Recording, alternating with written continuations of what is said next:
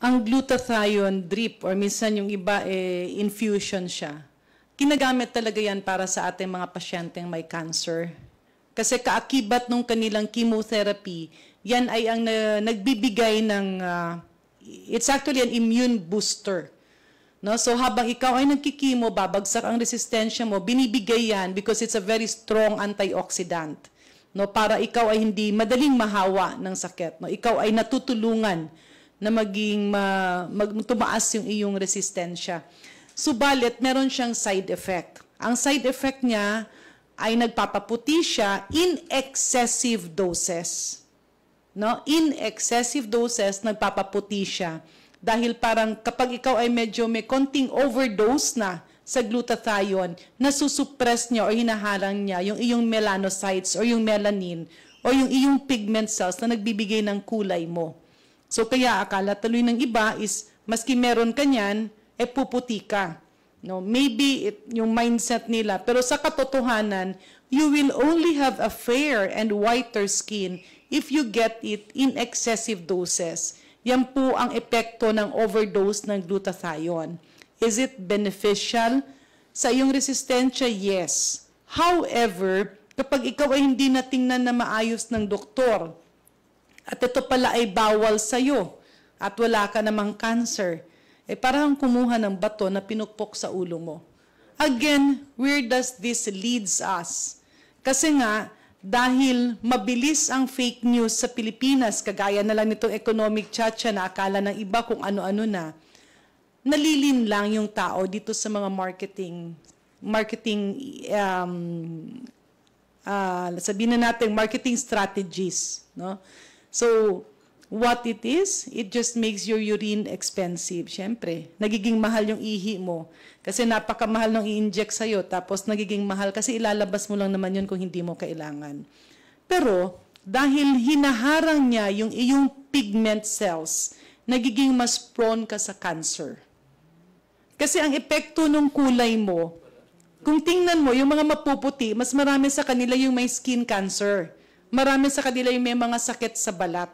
Kasi ito, yan yung parang bubong. Siya yung nag-absorb ng radiation, ng mga ultraviolet rays. So pag tinanggal mo yan, mas napapasok ng mga radiation at UV rays yung iyong katawan. Kaya mas madali kang magka-cancer. So it's really an unnecessary adjunct to health. Kumain ka na lang ng gulay, mag-exercise ka, matulog ka ng maayos, yan pa ang iyong totoong immune booster. Pero bakit ito laganap? Bakit ito hindi makontrol? Babalik tayo. Dahil ang sitwasyon ng Pilipinas ay nakakahon. Meron tayong mga government agencies, pero pag kinasuhan mo, babalikan ka ng kaso. Ikaw ang magiging kakawawa. The Medical Act of 1959, yung practice ng ating mga doktor, parang konstitusyon yan, ay sobra 50 years old na. Kaya hindi na siya sang-ayon sa nangyayari ngayon. That is why marami they get away with it. Simply because masyado nating kinahon ang mga batas ng Pilipinas, walang flexibility. So again, yung iba sisisihin yung government. Pero minsan hindi rin madaling masisi kasi nakakapasok siya in the guise of a supplement.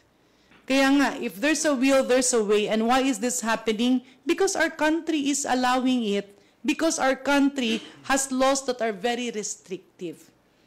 So maski anong investigasyon pa ang gawin ng Senado, babalik ka rin doon sa bakit ito nangyayari. Unang-una, lumabas ka lang, sabihin mo, kunin nyo ito, gaganda ka dito. Wala accountability. Oh, etong batas na ito,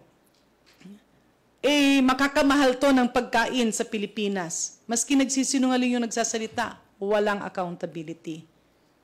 And that is why this is happening. So we welcome the Senate investigation, pero ang malaking katanungan, where will this bring us?